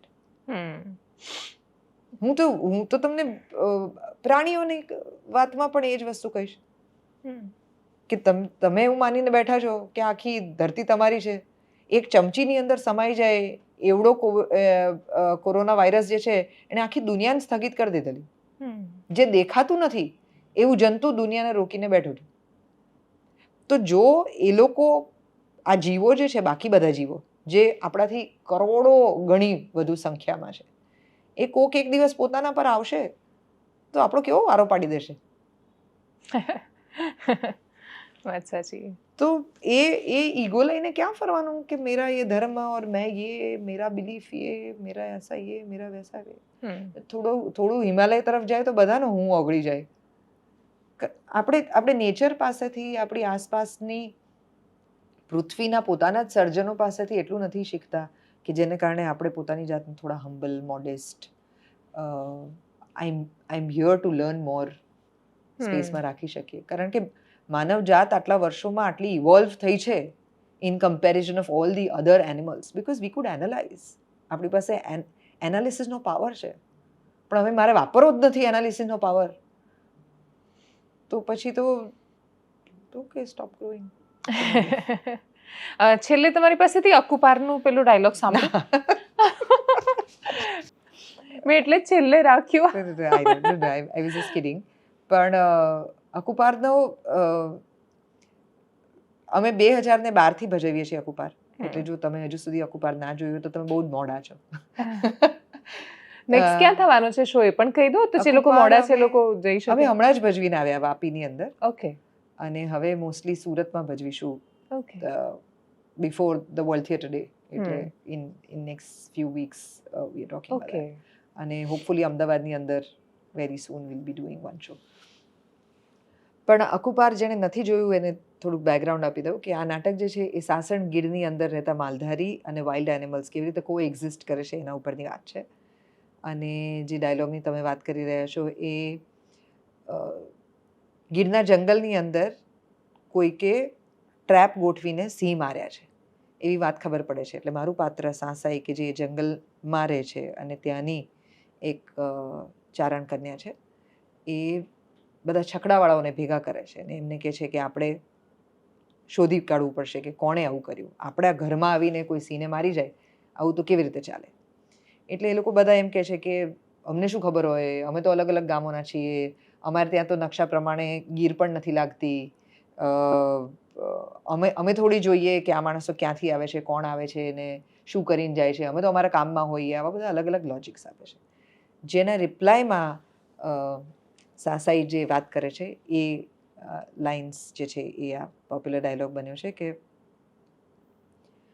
ગઈડના નામે તમારી કેરીઓ વેચો, ગઈડના નામે તમારે ઘી વેચો, ત્યાં યાદ નથી આવતું કે અહીંયા ગઈડ નથી લાગતી ને? એ નકશા પ્રમાણેની ગઈડ જે છે ને આ ટુરિસ્ટ સારું રાખવાની. હું આપણે તો જ્યાં જ્યાં હાવસ ફરે ને ત્યાં બધે ગઈડ. પછી એ ઘેડના દરિયે પૂગે, બૈડાના ડુંગરે કે ઠેઠ અમદાવાદની ભાગોળે. આપણે તો પાણાથી લઈને માણા સુધી હંધાઈની ચંત્યા કરવાની. શું આ હાવજુ વધી ગયા એટલે બારો નીકળી ગયા, એ બધી વાતો છાપાની. સાચી વાત તો એ છે કે આપણે ગઈડની માલિકોર ઘૂસ્યા, તોય ગઈડના જીવ માતરે આપણી અમન્ય રાખી. એની જમીન જીમ જીમ દબાતી ગઈ, ઈમી અંદર જાતા ગયા. પછી હાવજ હોય કે જીવ માતર જાય ક્યાં? પછી આપણે એની અમન્ય હાવ ન રાખીએ ને તો એ આપણી અમન્ય ન રાખે. એની મોજ પ્રમાણે હાલે છે એને હાલવા તો દો. સાંસાઈનો આભાર, ધાડ પાડતી સ્ત્રીનો આભાર અને બધાને ભેગા થઈને જે દેવકી બને છે એને પણ thank you so much. Thank you. Thank you for joining us. Thank you.